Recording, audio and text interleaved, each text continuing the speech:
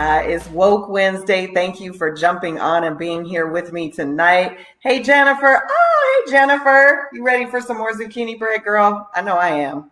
I'm just waiting for a cool day when I'm at home so I can bake some. All right.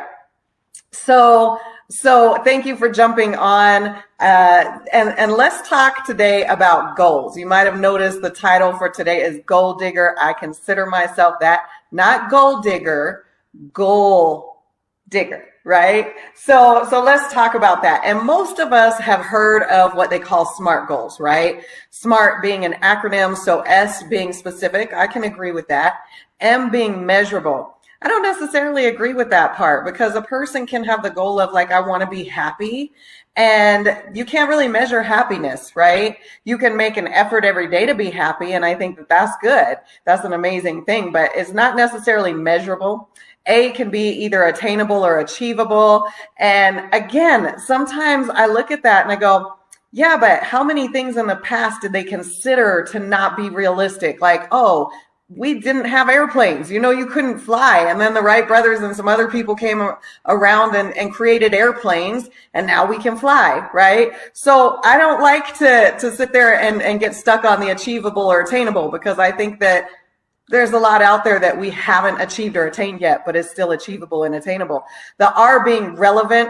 So to who you want to be, to who you are, and the T being time-based. And again, sometimes that time-based one catches me, and I sometimes have to teach about this at my job, guys. So that T one sometimes catches me because sometimes people have a goal, and it's good to put a time frame on it. Like, I want to achieve this by this year or by this age or whatever the case may be. But then when they don't achieve it, a lot of times people will give up.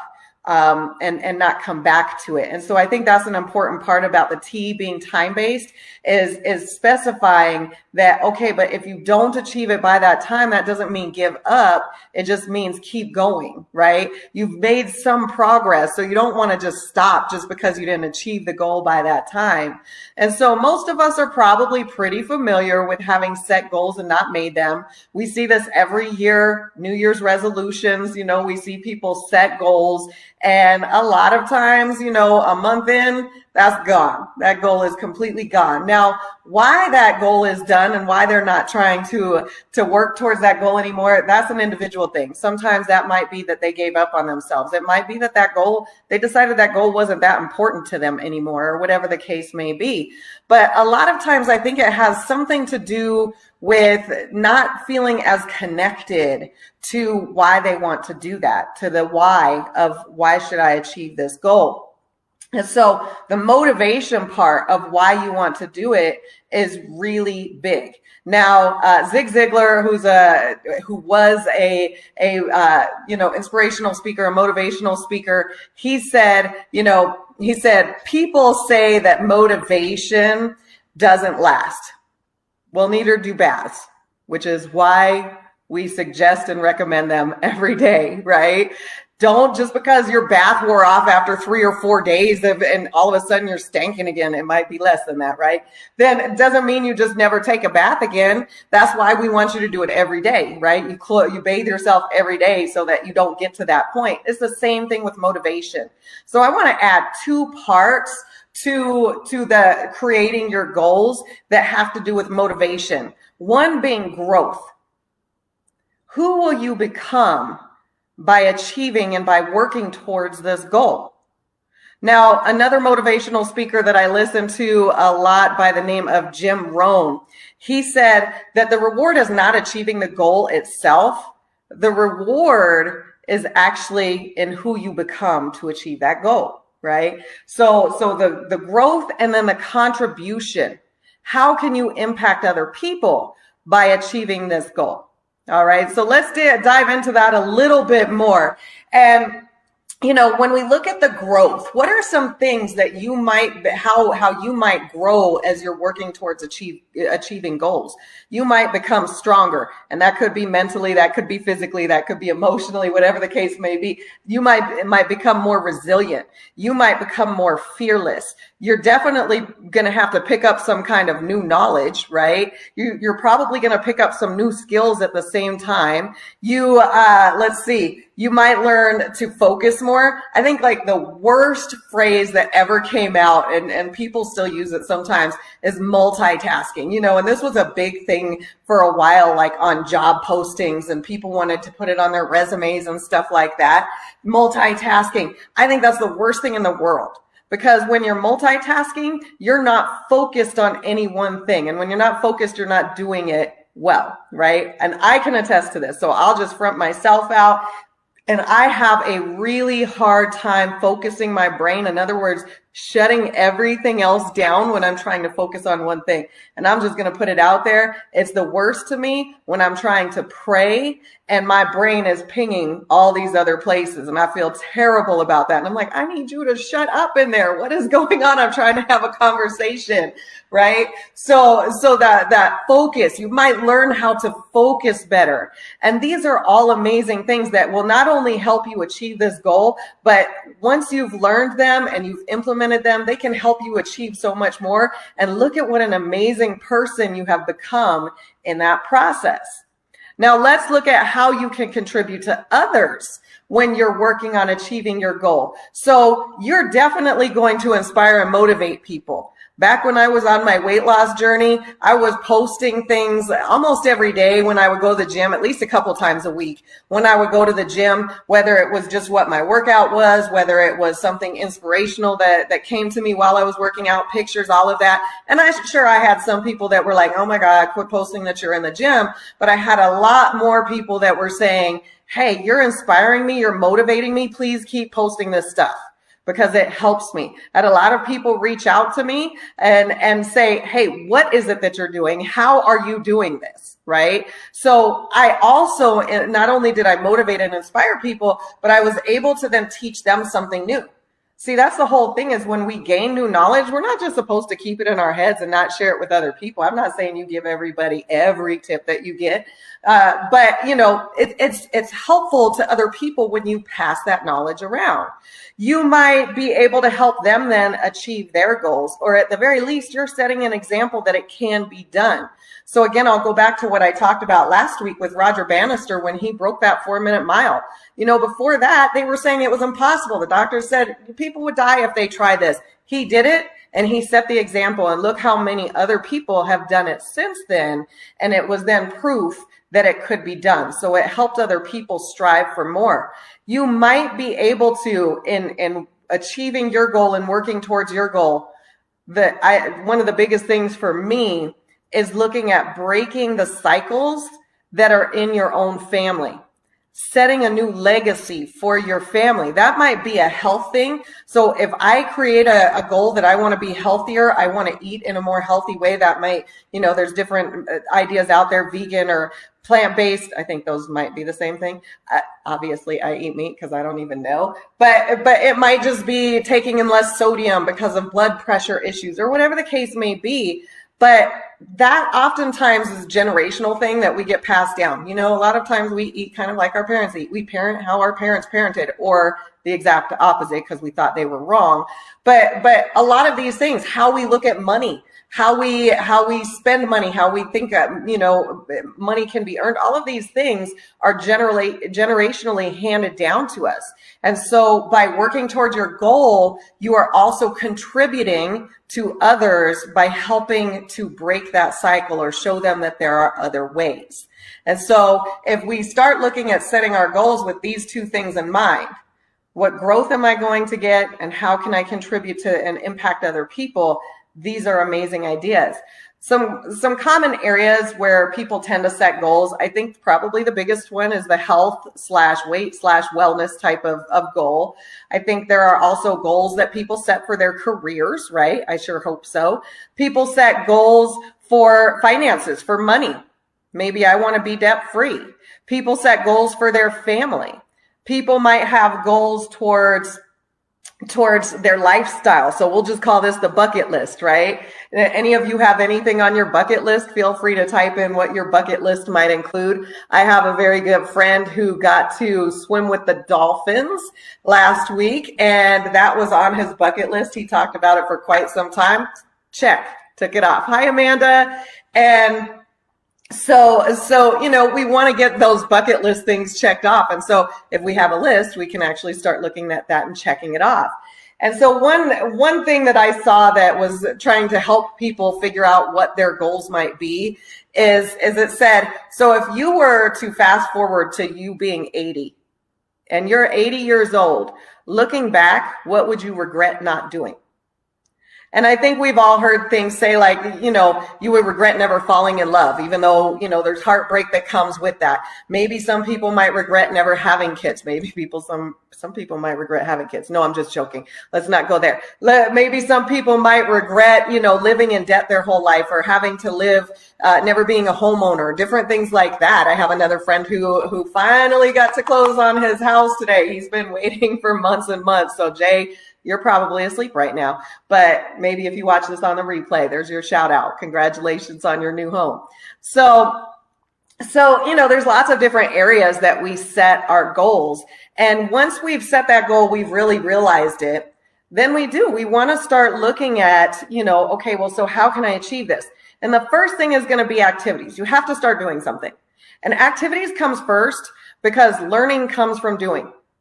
Not necessarily always from reading. So I can go online and I can find videos about how to jump higher. I can get a book about how to jump higher. But if I never do the activities that they're telling me to do, I'm not going to jump higher, right? So the activities comes first. The knowledge comes second. Yes, anything new that you're trying to do, you want to learn as much about it as possible. Like, for example, don't just jump into the stock market and you have no clue what you're doing and hope you're going to become like rich at it, right? I need you to really pay attention to this and go, okay, well, you know what? Guess what? We're in the knowledge age, right? So you can go on YouTube and you can find videos for anything. You can go research anything. We have the internet at our fingertips, right? So knowledge comes next. Then we have habits. So sometimes that means you have to create new habits. In other words, again, let's go with the health idea. If I'm trying to get healthier, maybe I set a new habit that every day when I get home from work, I'm going to go walk for 30 minutes or something along those lines, right? Sometimes, and I've discussed this in the past, the average time that it takes to create a new habit is 66 days, but it can actually take anywhere between 18 and 254 days to create a new habit. So the bottom line is you keep going until that new habit is just ingrained in you now. Like, how many of us have things that are ingrained in us? I'm one of those creatures of habit. As far as I've shared this before, like my routine, I'm OCD. So Oscar Charlie David, I'm out there and I have certain routines, and I've had to learn to break myself from some of those routines so I'm not in that rut, right? So breaking a habit, they say, takes on average 90 days. But I'm going to be real with you guys. Let's look at the example of an addict. My sister was an addict. Okay.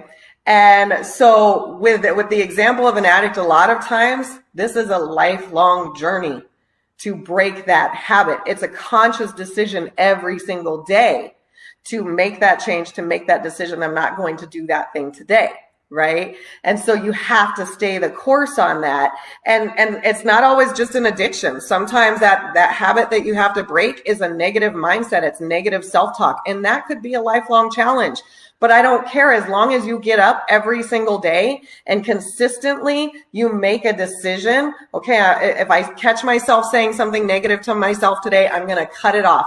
I always, in my workshops at work, I always talk about the angel and the devil on your shoulders. And so from back in the day cartoons, you have the angel on one shoulder, you have the devil on one shoulder. And for some of us, that devil is more active and it's saying, you can't, you won't, you don't deserve it, you this, that, and the other. And so I tell people in my classes, whenever this one starts speaking up, you have to get this one to start speaking up, and you have to combat exactly against what they're saying. So if they're saying you're not worth it, the angel over here needs to say you are worth it because of these things. Look at how hard you've worked. Look at the good that you've done in your life, right? So the angel and the devil, right? So those habits. And so we definitely want to do those. And then throw in number 4, you have to believe it and you have to see it in your mind, right? So let's go with the example here of you have a financial goal of being debt free. So you have to believe that it's possible. You have to believe that you will get there. If you keep saying, oh my gosh, I'm never going to get out of debt, you never are. One of my favorite quotes by Henry Ford, whether you think you can or you think you can't, you're right. So you have to consistently believe it and tell yourself that you believe it. You want to see it. So visualize a couple times a day, whether that's first thing in the morning, right before you go to bed, and at lunchtime. I don't know, but a couple times a day, you want to visualize it. So maybe imagine logging into your credit accounts and seeing a zero balance. Maybe imagine getting a letter back from your credit card account saying your balance is zero, and then maybe sending you those, they do this. They send you those increases. Hey, you can increase your limit now because you've paid it off. Don't get sucked in necessarily, right? But it can actually boost your credit score to do that. So there are some ideas on goals. And so if any of you have noticed yet, we haven't closed our eyes yet. So I want you to go ahead and close your eyes because it's Woke Wednesday. We do this every week. So close your eyes. Oh, that's awesome, David. Hi, Amanda. I think I said hi to you already. So close your eyes and let's envision a goal. And just to keep us all kind of on a similar page, I want you to envision somewhere that you want to travel. Don't worry, there's nothing else coming with this. Just I want you to envision somewhere that you want to travel. Maybe it's somewhere you've always wanted to go. Maybe it's somewhere you've already been and you're like, I need to go back, right? My favorite was Hawaii, but I've decided next time I go to Hawaii, I'm going to a different island for sure. So let's look at this and let's go through the steps of the goals. Okay, so let's start with the SMART stuff. So is your goal specific? Are you saying, hey, I just want to go to an island? Or are you saying, hey, I want to go to Aruba, right? So is it specific? Is it measurable? Are you going to be sure when you get there? Are you going to know it? I sure hope so, right? Is it attainable or achievable? If we're thinking of places we want to visit, most likely that means that unless you're like under the influence of something, most likely it means it's somewhere that somebody else has already been or lots of people have already been. So chances are it's achievable and attainable. Is it relevant? Is it relevant to you, or are you looking at that because that's maybe something that someone in your family wants to do, or because somebody told you that you absolutely have to go here, or is it somewhere that you actually want to go? And let's do the time base. So let's just throw a time out there in your mind. I want you to set, when do you want to do this by? You can pick an age, you can pick a year. So, like I'm 45 now, so I might say I want to do something by the time I'm 46 or 47 or whatever the case may be. Pick something, or I could say I want to do it by the year 2025. I don't know. Pick a time frame. Now, is there growth involved in it? So let's look at that. If we're looking at some place we want to visit, are we going to grow by working towards this goal? You might be learning a new language. Yep, that's growth. You might be learning about a different culture to make sure that when you go to this new culture, you're not offending anybody, that you're following specific cultural rules that they might have, that type of thing there. So definitely you're learning that. You might be learning better time management, right? So that might just be like, oh, well, if I really want to, go to South Africa, that's a really long flight. So I should probably make sure that I can actually, get places on time, because I'd really hate to miss that flight. That would be a real bummer, right? But you're probably going to grow while you're working towards achieving that goal in some way, shape, or form. Now, contribution. Can there be a contribution with this goal? Are you taking anybody else with you? Are you going to maybe, when you go on this trip, are you going to maybe bring back something from this trip that then you can teach other people about? Even are you going to come back and go, oh my God, that was so amazing. You totally have to go there. That's contribution, right? So when we look at these goals, we just want to make sure, and again, I'm not super big on the SMART thing. I can work around a couple of those letters in there, but we want to make sure that the motivation that we have to go is something that's going to keep pushing us. When we know that we're going to become a better person, or maybe a leader by doing something like this, we're going to be able to lead other people out of whatever is going on in their lives, that kind of thing. And when we know that we can contribute, those are things that are going to push you when we run into those days that are a little bit hard to get through. So just like we want you guys to take a bath every day, we want you to reimagine that motivation every day. What am I going to get out of this? How can I impact and not just what am I going to get out of it? That sounds wrong. But how am I going to grow from this, and how can I impact other people from this? Right? All right. So if you haven't already opened your eyes, that's it for today. Feel free to type into the chat where you envisioned going. You might give some other people on the call a bucket list item that they hadn't thought of before. I have a lot of things, a lot of places, I should say, on my bucket list. So I can pick all sorts of places off of that list. Feel free to type in any feedback as well. Yeah, Amanda got one of those. Amanda grows her own garden out in Washington. And she got one of those gigantic zucchinis, like what my dad had given me. And so I was like, oh yeah, shred that stuff up. You can start. That's what I did with the rest of what my dad gave me. I shredded it and I froze it so that I can, make some bread when it gets a little bit cooler and I'm craving that comfort food. All right, Sylvia, so working from home, how do you like that? I said, like, the face looks a little annoyed, so maybe not so much. I do a hybrid, so I kind of like it. I really like it. I didn't like it when I was just at home all the time, but I do like the hybrid version that I'm on now, except for at my office, they're doing all sorts of construction across the hall, next door, in our actual office. And so it's crazy noisy. It's probably dangerous. They don't give us hard hats. And yeah, so it's a little bit interesting. You have to scream at each other to have conversations. All right. Well, thank you everyone for jumping on with me today. Until next Wednesday, stay woke and, envision those dreams. I'll see you guys later. Bye-bye.